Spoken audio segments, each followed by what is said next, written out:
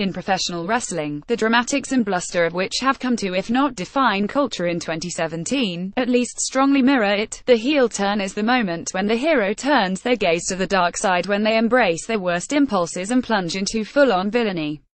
It is an opportunity for the former Saints to engage in sneaky moves and give scorched earth speeches.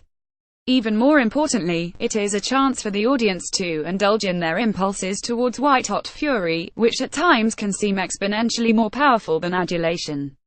Look What You Made Me Do could mark Taylor Swift's heel turn. Since her arrival in 2006, she has been positioned as, if not pop's biggest face, at least its upper echelons. Her shift from country to country pop to full-on pop has been accompanied by albums full of songs that paint her as a hopeless romantic who bruises easily.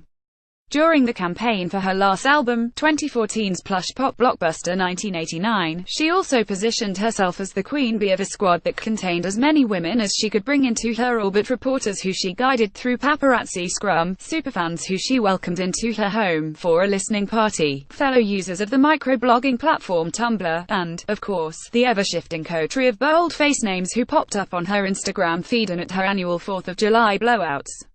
She was the all-American pop star, one whose lyrics were relatable and easy to sing along with, who sang of offering shoulders to cry on and being starstruck by New York.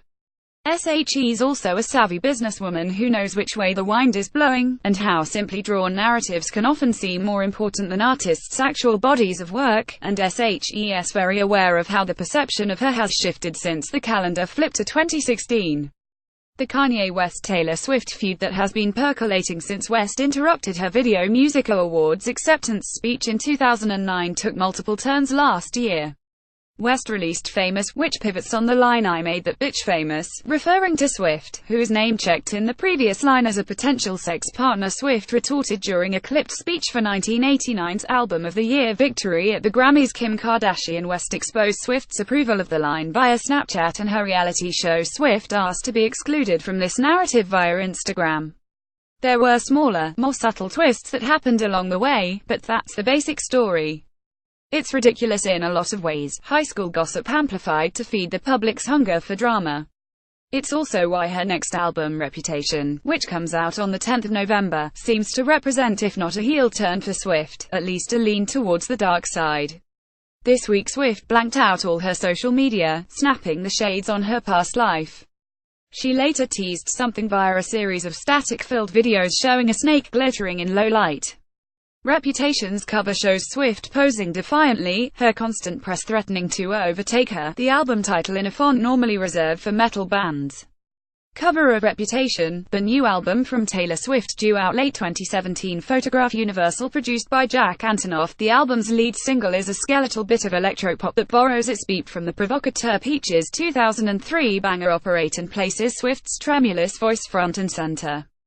That's a welcome development in the wake of I Don't Want to Live Forever, the 50 Shades Darker tie-in track from earlier this year that rendered her nearly unrecognizable as she traded size with Zayn Malik.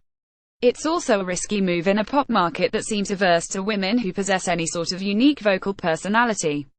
Swift's lyrics are visceral and almost sloppy, with her rhyming time and time on the Lordi channeling pre-chorus, and melodramatically declaring that the old Taylor is dead. The chorus borrows its cadence from Right Said Fred's 1992 Body Shaker I'm Too Sexy, a ridiculous touch that at least cuts the acid a bit. There's also a callback to Britney Spears' similarly metatextual 2007 track Piece of Me, which made oblique references to the tabloid-chronicled problems that had plagued her earlier that year. The song's Swift is borrowing from a superior to Look What You Made Me Do, although its potential for pop catharsis is off the charts.